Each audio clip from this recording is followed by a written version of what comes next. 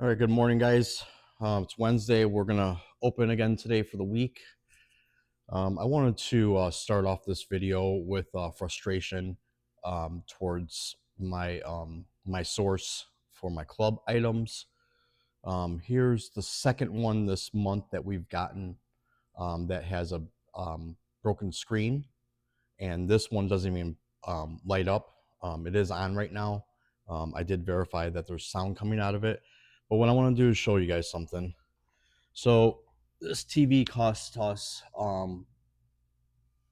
the price that we paid for it was $688 with our agreement, and as you can see, the whole bottom corner is like cracked, dented. Actually, if you look in there, you can see a light. So it is on. This is something where I really don't agree with what we're being stuck with, and I am going to say something today. Here's another one. Broken screen. Those back there, broken screens. So, there's 5 back there. Here's 6. And the 7th one that has a scratch screen is over here. So tell me, if you're in liquidation, you're a reseller, you have overhead, you have employees, you are finding sources, and tell me if you found a source and they did this to you. Out between these two TVs, we're about $1,400. So that's just 2 examples of just this month. This is our local club load. We have to process this today. In the middle of it, figure out what we got to do with getting on the phone with our source and seeing if there's anything that they're going to do to make things right. And mind you, I haven't even tested this one yet. And I can tell you right now, this TV is a display and the other one's a display. So that was a store display that went clearance, and then they moved it out of the store. So tell me that when in the middle of them taking that off the floor, and from the time that they took it off the floor to get to my truck picking up, tell me how it's right for me to accept that with the TV being damaged. I don't think that's acceptable. So I'm really frustrated. They also said that this was a $1999, like a $2,000 TV. When we looked it up, last clearance price was under $1,000. So now that what they're doing is they're taking the last full retail, charging us on that, clearancing it out, and then giving us the item to figure out what we're going to do with it. Technically, with those TVs, we should be getting like 30% off retail.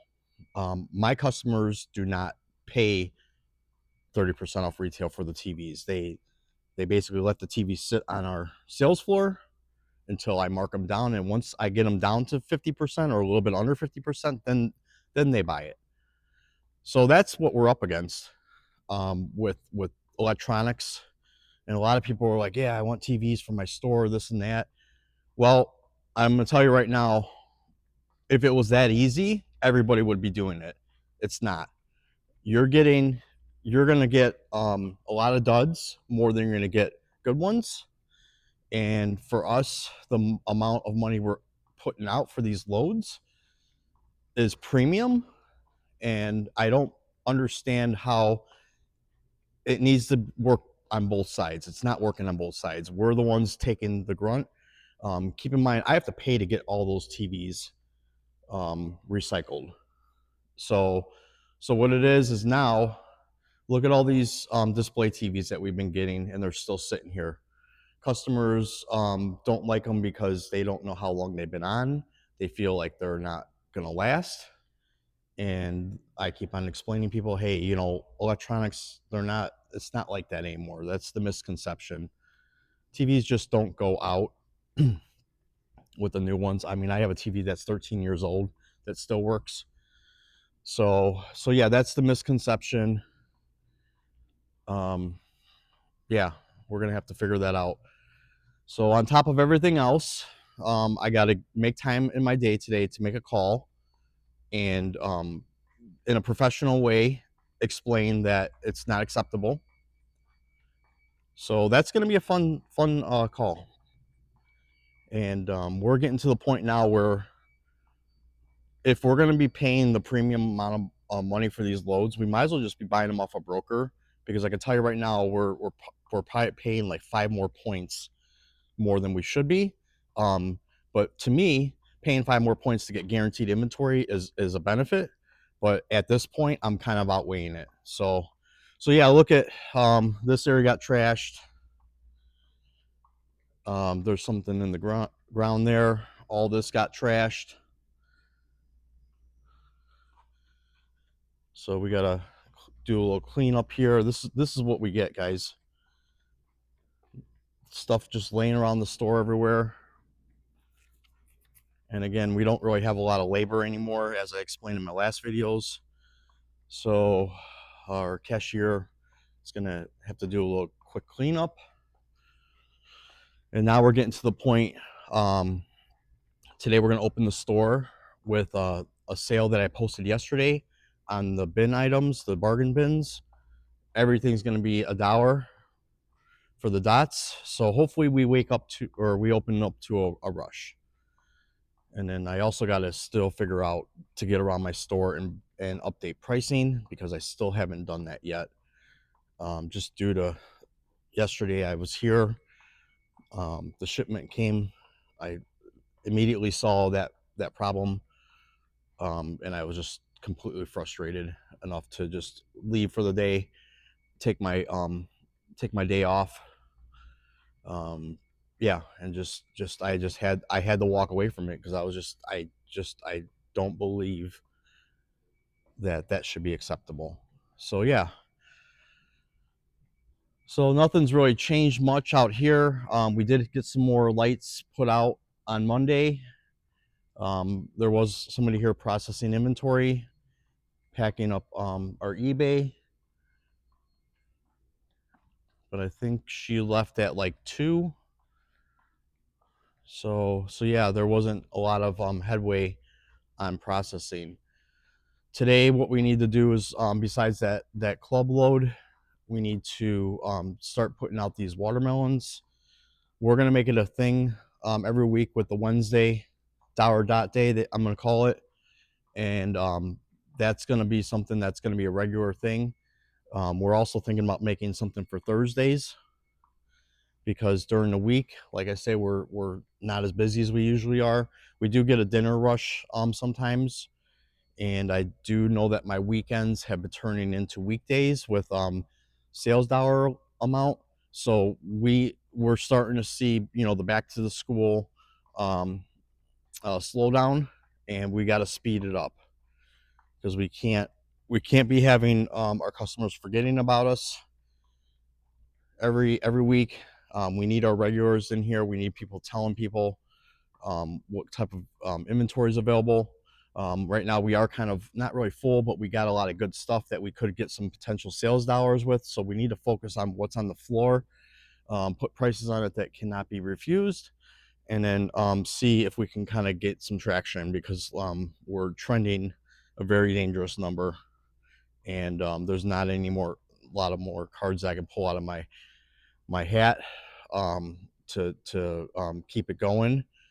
We're starting to run out of options with what we want to do with the business, keeping it alive.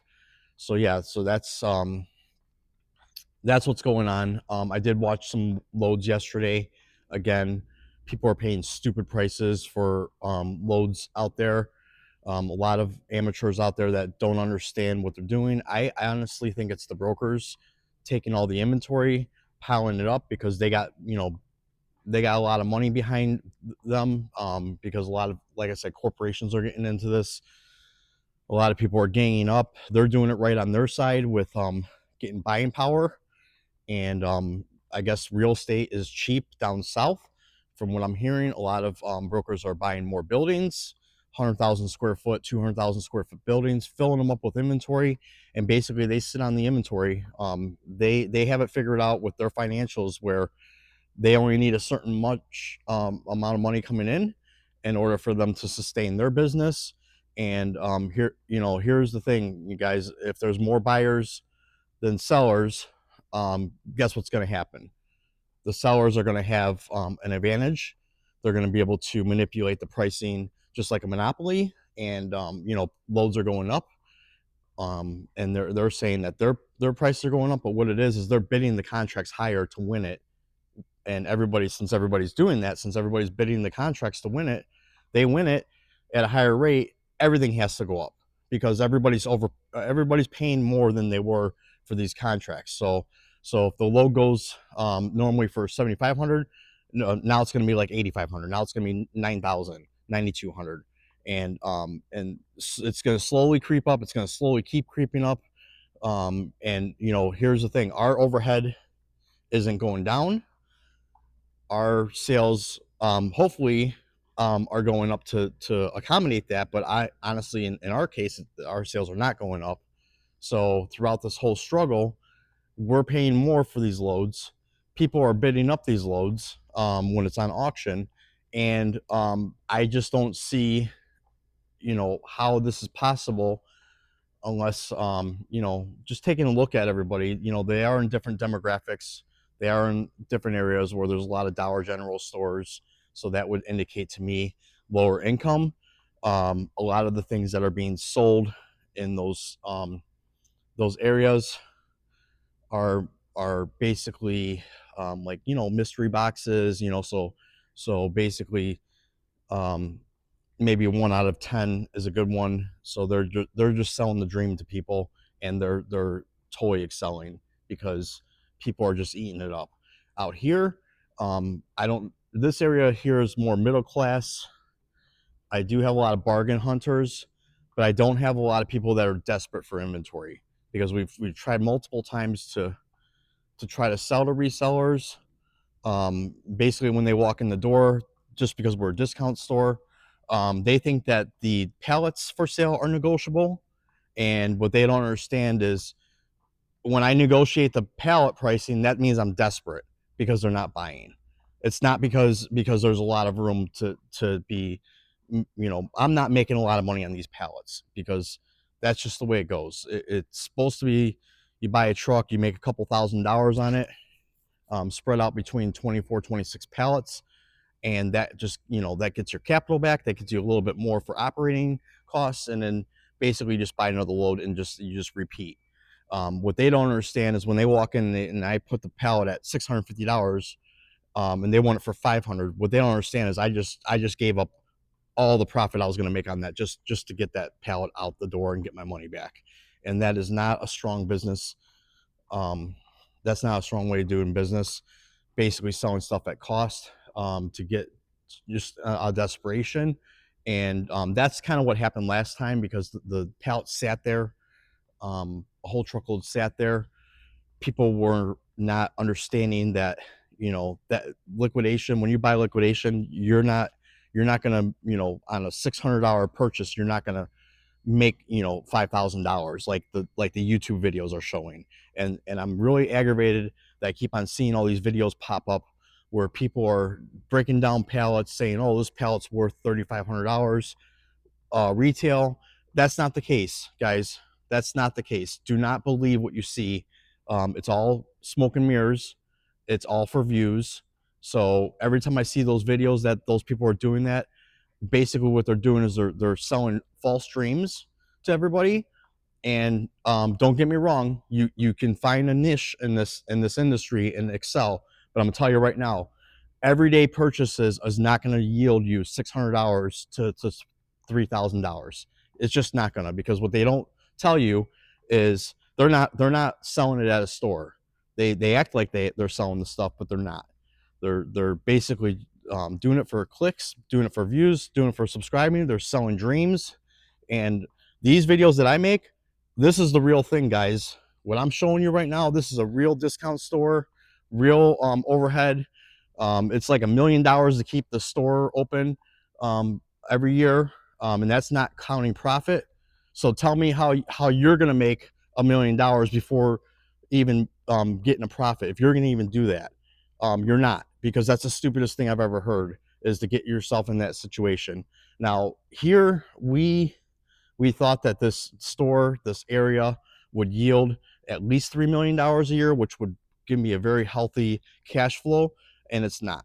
And I'm giving my stuff away, guys. I am selling my inventory at a dirt cheap price, and the value that's not being seen with my store, it just amazes me that everybody would just go down the street and pay retail for anything and not even come in here and just take a look. Birthday presents, right? What does it matter what type of gift you give to somebody that's 5 years old? It's all going to be the same. So here's a whole stack of these guys right here, $10. you know 850 for that. It doesn't make sense. It does not make sense at all why this stuff is going to sit here, and then everybody's going to go to like a big box and spend $20 on the same type of gift. Here's another one, $10, guys, for this. Tell me that wouldn't save a family money on a birthday present. On that, we've had these for a while. I mean, they do sell, and we've product placed them around the store, multiple areas, and that's the spot that we ended up putting them. So yeah, $5 clothes. I mean, I just don't understand. We got 10% off the whole store, $50 or higher. This thing right here is probably like $100 massager. These things are $1. I just don't get it. I got mats over here for $10 for the whole set. I mean, back in the day when I had, when I was getting my car mat sets, I paid, $60 for the same set. So $10. Where was this discount store when I had my need for that item? And that's what I'm trying to say to my customers is, we do have things to fulfill needs here. We have small appliances. Yeah, we don't have major appliances, but there's a reason for that. We have TVs, which is a huge investment. We have good TVs. This one just came in, this oversized chaise chair. These are those new ones that everybody is raving about. So don't tell me that I don't have the inventory to fulfill my customers' needs. The marketing, we're gonna hit it hard. I'm gonna maybe run another ad just solely on just trying to catch a one pager out there just to catch people's attention, and we're gonna see what that does.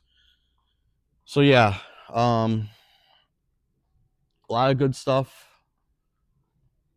a lot of stuff to figure out. Not a lot of time to do it, not a lot of employees to do it. Today's video is mainly just a rant over, if you think that you know it all with the industry, why don't you watch some of these videos of people that are actually living the life and the struggles that we're having, and make your decision based on that, not off of somebody that comes on and promises you a good load. Because I can tell you right now, if that was the case, then why are we having issues? I have connections. I have a lot of mistrust that with some of these loads that I see. Like I said in the last video, they are putting stuff out there saying, "Oh, buy this load," and then they show you the pretty stuff, but then what they don't show you the stuff that no one wants. And you're going to get a bunch of it. You're going to get a whole pallet of what people don't want. So then you're going to be forced to take the stuff that you didn't see in the picture, that you couldn't figure out what the price of the load is going to yield, and you're going to have to basically take all your profit that was going to be made on that load, and you're going to have to give it away. So yeah, you'll get some good items, but you're not gonna double your money on a truckload unless you really do your research. And doubling your money, like nowadays, I mean, that would be a really good thing to have. Back in the day when I first started this, I was multiplying my money, and that is no longer the case anymore. once in a while you're going to catch a load, but I'm telling you right now, not every load is going to be like that. So put some comments down. Tell me if you've been screwed over before. Tell me if you think that I'm wrong, because I'm giving you guys a real scenario here. This is not clickbait. This is not trickery. This is the real deal. So thanks for watching. Have a great day.